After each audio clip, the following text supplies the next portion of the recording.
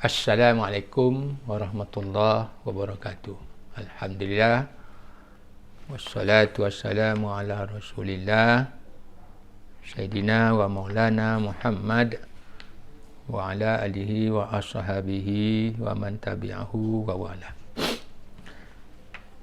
Alhamdulillah, tajuk kita dalam penerangan ini solat fardu. Jadi fiqh ibadah dalam bentuk solat fardu.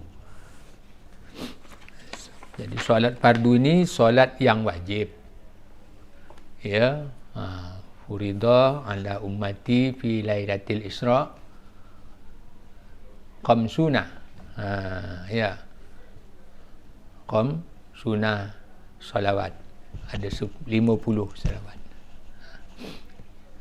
Jadi bila sampai ke bumi, maka dijadikan dia jadi 5. Yang 50 tu, yang 45 tamaknya tinggal di langit. Yang turun tu 5 je.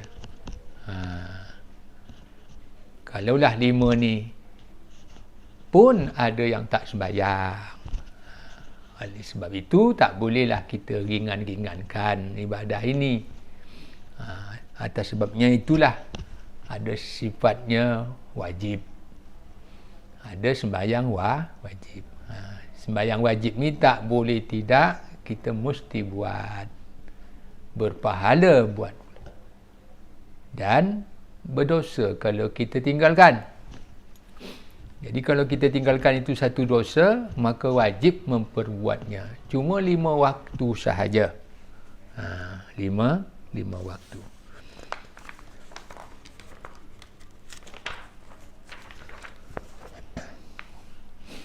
Di dalam Al-Quran juga disebut dalam surah An-Nisa yang maksudnya sesungguhnya sembahyang itu adalah kewajiban yang ditentukan waktunya ke atas orang-orang yang beriman. Inna sholata kanat alal mu'minina kitabam mauquta. Surah An-Nisa ayat 103 dinyatakan bahawa sembahyang fardu itu atas orang mukmin sahaja. Tapi kewajipannya berwaktu. Jadi bila datang wajibnya? Bila masuk waktu. Jadi sebab masuk waktu itu menjadi hantaran. Menjadi sebab. Ya, kalau tak masuk waktu, tak wajib sembahyang. Macam itu jugalah puasa. Bila sampai waktu buka, wajib buka. Jadi buka tu wajib. Bila sampai waktu. Jadi waktu disebut situ, masa jadi sebab. Jadi syarat. Ada syarat. Kemudian dalil-dalil yang lain dalam hadis pun didapati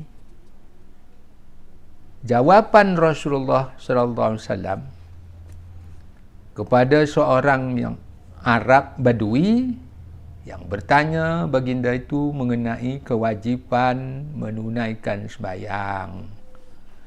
Sabda Nabi, 5 waktu sembahyang sehari semalam. Ya. Sehari semalam.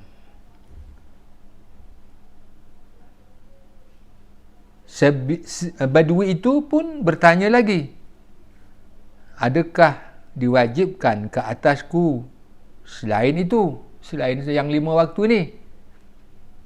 Jika baginda lalu jawab baginda, tidak, kecuali jika kamu ingin melakukan yang disunatkan. Rawahu Bukhari. Jadi ada 2 hukum dalam sembahyang ini. Pertama, wajib, namanya sembahyang fardu. Yang kedua, sembahyang sunat. Jadi dia tidak wajib sunat ni. Ya, bila wajib disebut fardu dan berdosa tinggalkan.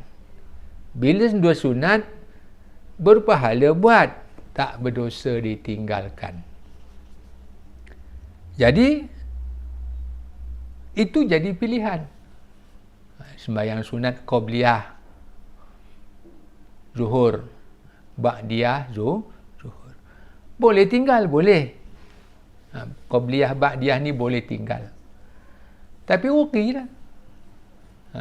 Itulah sebabnya tuan-tuan, kita awal datang ke masjid untuk kita bersedia melakukan bila azan, lepas azan kita sembahyang sunat. Jangan dah nak azan, nak sembahyang baru sampai, maka tak adalah sembahyang sunat. Sembahyang qabliyah, ba'diyah atau sembahyang tahiyatul masjid. Dah banyak tinggal. Ya. Jadi namanya tak bijak. Padahal kalau sambil berdendang pun boleh nasi masak, apa salahnya masak nasi? Jadi macam itulah. Kalau sambil nak sembahyang pun kita boleh sembahyang sunat, apa salahnya datang awal? Okay. Kemudian hukum mendirikan solat.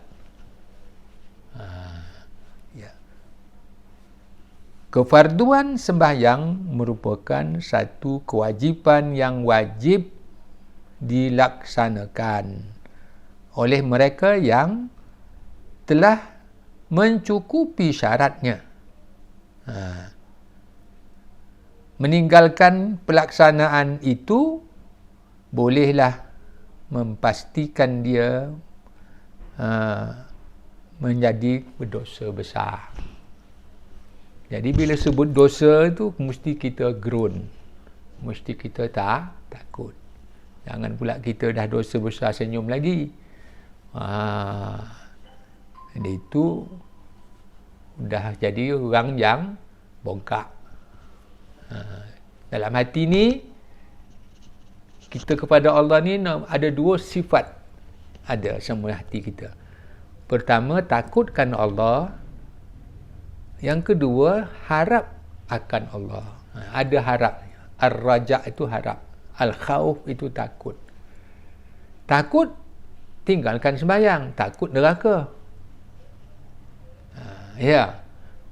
Jadi, bila kita sembahyang, harapkan apa? Harapkan pahala, harapkan surga. Jadi ada dua sini. Ada dalam hati kita. Itulah sifat sembahyang yang batin. Kita sembahyang ni pasal takut dosa. Kita sembahyang ni harapkan pahala Allah. Wa man ya'mal misqala dzarratin khairan yara.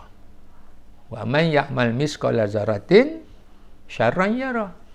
Siapa yang buat sembahyang, siapa yang berbuat amal sebesar zarah sekalipun, nanti dia akan lihat ganjaran pahalanya.